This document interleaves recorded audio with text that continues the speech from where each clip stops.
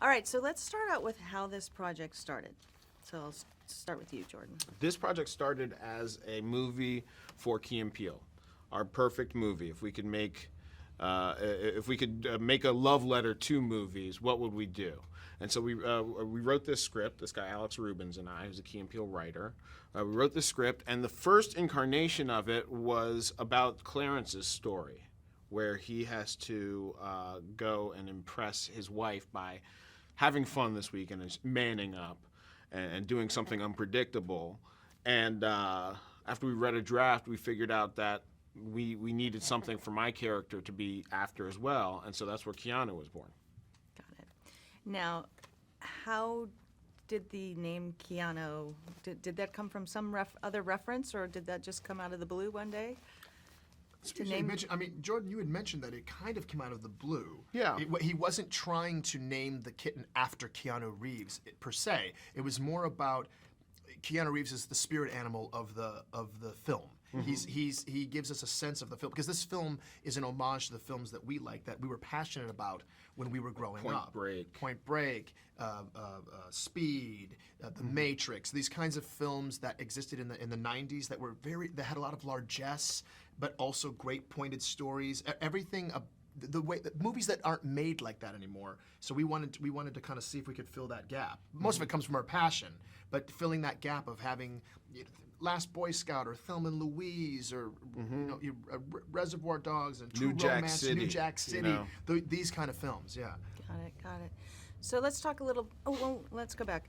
You've mastered the art of short films. So how was that process moving it to a big feature film? I mean, what was it challenging to do that? The craziest part about doing a movie as opposed to a sketch show is truly this idea that coming into a scene, we have to remind ourselves, so wait, what just happened right before the scene? And then coming out of a scene, you have to go, all right, and what is this going into? Right. You know what I mean? We never had that barrier in a sketch show, so we're just, we went Looney Tunes really fast. Right. It used to be that you'd say, okay, so what's this sketch? So as opposed to where are we in the story? It's right. Now what you're in Egyptian pharaoh makeup, and the next sketch is two gangbangers on the street, and you're going, what are we doing? Okay, so because they're so modular, they're just little tiny 3-minute movies. So I think people make the mistake of saying, all you have to do is just string a bunch of sketches onto some loosely put together plot. No, the plot's the most important thing, or the drive of what makes the movie go forward is hands down the most important thing. Then you can worry about later how you achieve what you want to achieve. Just know what you want to achieve first. Now, you guys obviously have this shorthand between you. I mean, is there a process that you kind of go through your heads when you're starting to, when you're doing either your sketches or when you were doing the film as well? Do you just sort of read each other's minds? What it really is this. We have the same training. We both trained at the Second City Comedy Theater in Chicago. And also studied in offshoots of that theater. There's a theater called the Improv Olympic. The Upright Citizens Brigade. Boom Chicago and Amsterdam.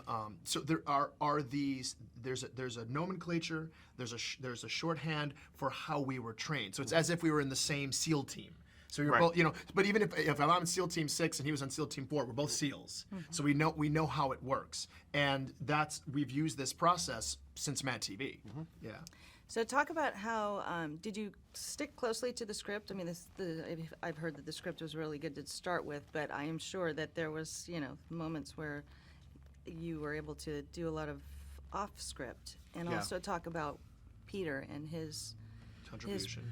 I mean, that was one of the great things about having Peter, who we've worked with before and knows how we work, direct this movie, was that he knew when to push us to say, go, find something funnier here, and we would improvise. And so there's a lot of improvisation, and the other cast members did a lot of improvisation as well, and some of the funniest moments are improvised moments. And he would also know the moments when to say, guys, there's something special I want to do here with the editing. Yeah. So I need you to be really on script here in this coverage, and I need you to really be on script here in this coverage, so that I can make this cool moment take place. And we're more than happy to oblige him in that regard as well. Genius. Yeah. And speaking of the other cast members, you have a great cast involved. Like, how was that work?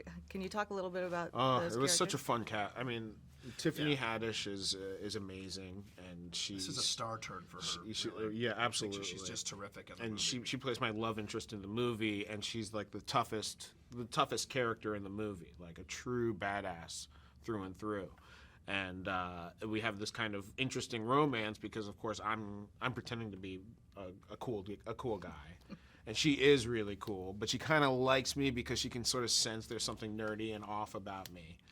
And Method Man was amazing. I mean, he's so fun to work with, and he's just full of positive energy. He really is. But you don't know him. He has a persona, certainly from the Wu-Tang Clan, and he has such a charm and an ease about him, and also is a person who's extremely willing to learn. He was effusive with compliments on set to us, which was very sweet. Because I'm sure we would be effusive with him if he was teaching us how to mix tracks or something. And he's such a real pro too. Right. Awesome guy. Jason Mitchell from Straight Outta Compton, another person Naturally hilarious, but also helps ground the movie. He's such a fantastic dramatic actor, as we've all seen. And so he and Dale Britt Gibson and Jamar Neighbors, they really help to kind of, you go, these gang members are idiots, but I believe they're idiots for real. It's not just a plot point. Right. And then, of course, you have Nia Long, the incomparable Nia Long, and she's just a veteran, and she's wonderful.